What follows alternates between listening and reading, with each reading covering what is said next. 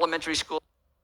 Story that I churches in Atlanta and around the country, we run into these situations all the time. I just want to tell you one story. I was going to tell you 3 stories, but no time for 3 stories. One story that here's where we land. Years ago, when we first started the church, I met a family in our children's ministry, a husband and wife, and their elementary school age daughter.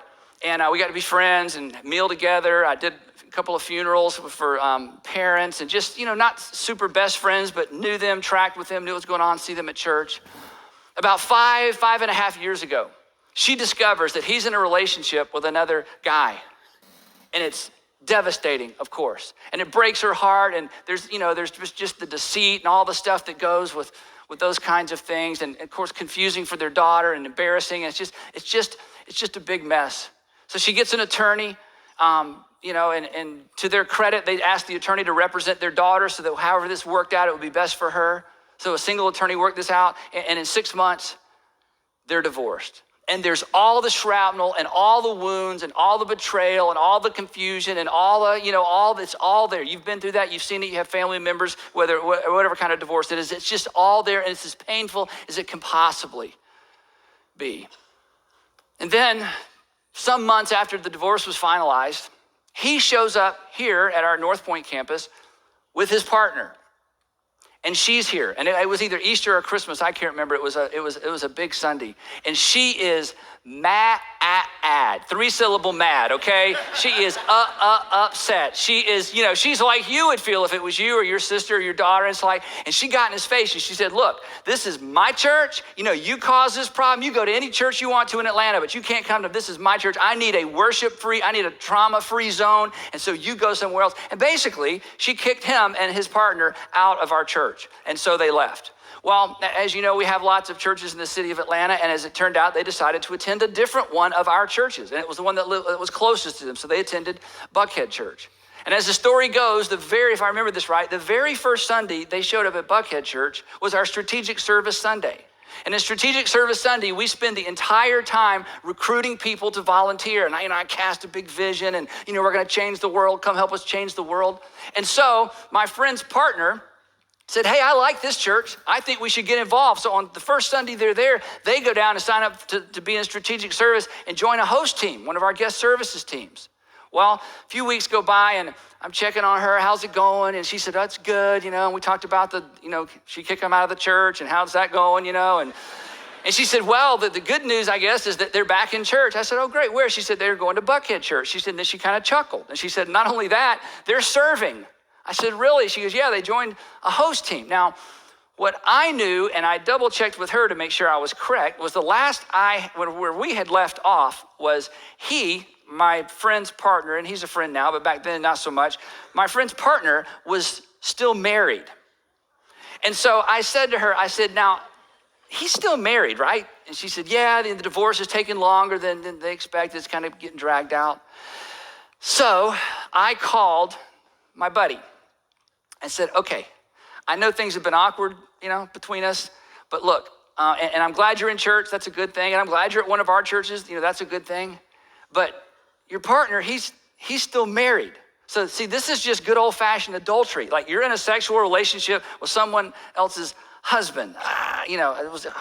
I've never said that before, but anyway, so I said, "So you can't be on a guest services team, okay? You're just living in, this is clear, okay? You can't do this."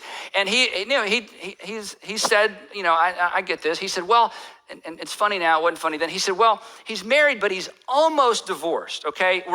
He's almost divorced. They're at the very end." I'm like, "You can't be almost divorced, okay? You're married or you're not. As long as he's married, you can't serve on a guest services team." And so I kind of, kicked him off the team. He said, "Well, my partner, he's going to be really upset about this because he loved the church and he loved the fact that we were going to be able to connect." I said, "Well, you know what? I'll talk to you. If you guys want to come in, I'll talk to you about this." So they came in to see me. Now, a few weeks ago, during the Ann Rice message, I introduced some of you to a new word. The new word was disputatious, okay? Disputatious. So when they came to see me, the three of us had a disputatious conversation. It was really, really awkward and bad. And to my friend's partner's defense, it's because they showed up at Buckhead Church and they never saw me down there except on a screen. And so he said, how can you kick me off out of a church? You're not even the pastor there. I'm like, well, you're right. So I did what every great leader does. I said, let me give you the name and number of the pastor at Buckhead Church, and you can call him and talk to him about this. All of our churches have different pastors. And so I gave him Jeff Henderson's name, and I called Jeff and said, someone's going to call you. It might be disputatious. And so to their credit, because who's got time for this? They talked to Jeff, and Jeff said, as long, you're married. This is just adultery. You can't serve on a guest services team. And so understandably, they left the church. And you know what? If I were them and saw the world the way they saw it at the time, I would leave too. Who wants to go to a church that says, oh, we want you to come help us. Oh, you can't help us. So they left the church. And that was the end of that. I would see this gentleman every once in a while. He did contract work for a company we worked with, but it was awkward. So from time to time, I would check in with his ex-wife, how's it going? How are things going? And I noticed something interesting as time went by, and this is over the course of about 3 years. As time went by, she began to significantly soften toward her ex-husband and his partner. And next thing I knew, she said, hey, I'm cooking for everybody for Easter. And I'm like, who's everybody? Well, my daughter, my ex-husband, his partner. Hey, I'm having everybody over for, a Christmas thing or Mother's Day thing. I'm like, who's everybody? My daughter, my ex-husband, his partner. And then eventually, she began to date a guy named Doug, who's a great guy. And so all of a sudden there's another guy in the scene. Who are you? Who's coming over? Well, my boyfriend, my daughter, my ex-husband, and his partner. I'm like, wow, that's quite remarkable. Then another interesting thing happened. I was talking to her one afternoon, and I was telling her about a special service we were having coming up. And she said, you know what? I think my ex-husband and his partner, and of course she said their names, would enjoy that. I think I'm going to invite them to church. Now, this is the woman who kicked them out of our church. And so she said, I'm going to invite them to something. They should go to Buckhead Church, just experience all that. I said, great. So the next Sunday, they showed up to the church that I had made them feel so awkward about attending. And I would have felt awkward too, but they came back anyway. And as I monitored and asked lots of questions, there was a constant moving together, and her ex-husband's partner was very helpful as they dealt with something with a daughter as it related to an educational academic transition. And this went on, and they moved closer and closer and closer together. And so one day I said, look, this is so unusual because we deal with divorces and betrayal all the time, and it just explodes all over the place, and everybody's so wounded. At the end, I said, what has happened in you? And here's what she said. She said, right after the divorce, I went to Oasis. Oasis is our divorce recovery ministry for people who've been through divorce. She said, I went through Oasis, and she said there was a woman in our Oasis group that was so angry and so bitter and just spewed venom about her ex-husband. And she had been divorced for 7 years. And she said she was just as angry and bitter as the day that, she discovered what her husband was up to. And she said, one night as I sat and listened to her, spew, I decided I am not going to be that woman. I am not going to be that woman.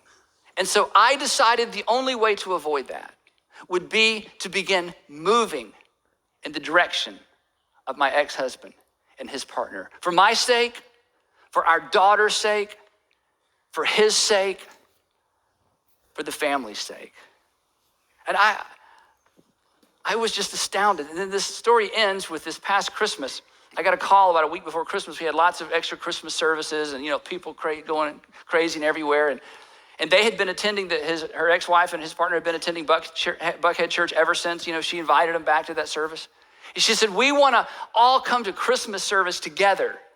Would you save us some seats? Now, we don't allow saving of seats, but I know people, okay?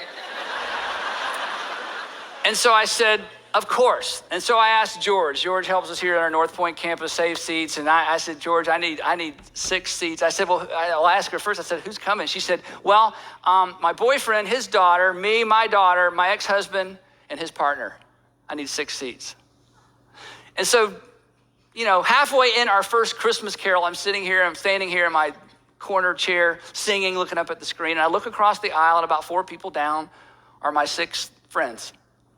all singing Christmas carols together on the front row. And the only thing I could think was Modern Family.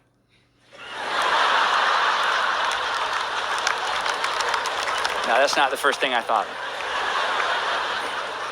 You just have to break the tension sometimes. And here's what I thought, literally. I thought, there it is.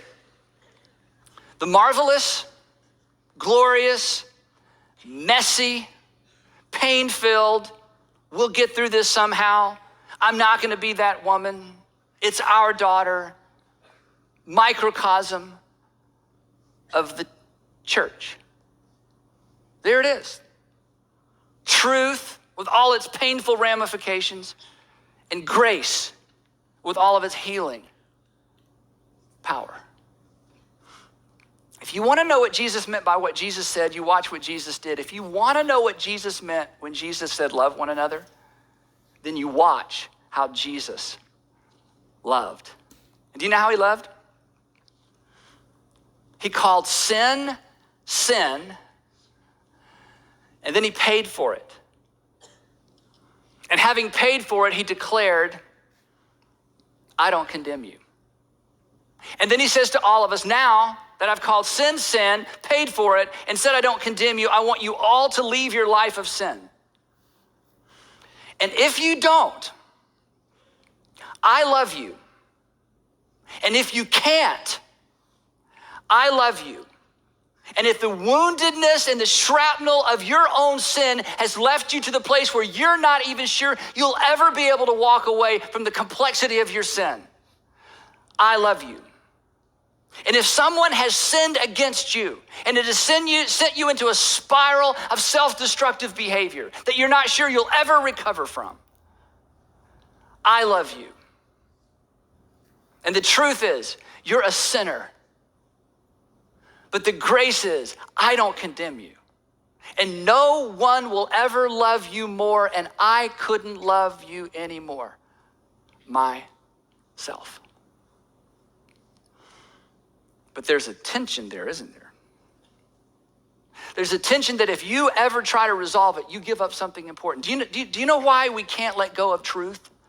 The reason we have to keep saying what's true is because sin has a gotcha. Sin has a gotcha, and God doesn't want it to get you. So every once in a while, in fact, not just every once in a while, constantly, he says, here's what's true. Here's what's true. Here's how you got to live. Here's how you got to treat people. Here's what you have to do with your morality and your ethics. And here's how you have to be honest. And here's why you can't cheat. And here's why you can't steal. And here's why you have to confess. And here's why you have to be accountable. Sin has a gotcha, and I don't want it to get you. And the reason you can't let go of grace is because to some extent, sin already got us. It's already got you. And grace is your only way back.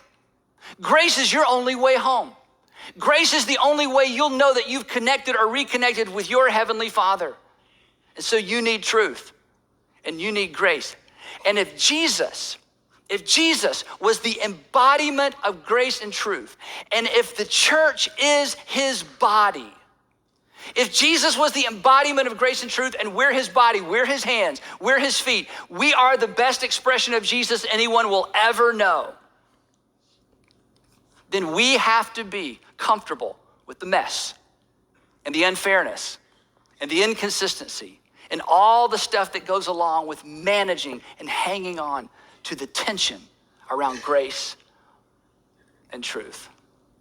But after a bunch of years of doing this, and after a bunch of years of trying to do this right, and after a bunch of conversations where I hurt people's feelings and offended people and then saw them cycle back around and circle back around and get re-involved and reestablished and reconnected, here's what I'm convinced of. The church is at its best. The church is at its best when it embraces grace and truth and refuses to let go of either. If you want to know what Jesus meant when Jesus said, love one another, there it is. And it's messy. And it's difficult. And we just don't know what to do with the tension at times. But we dare not let go of either. because there was a time in each of our lives, and there will be a time in each of our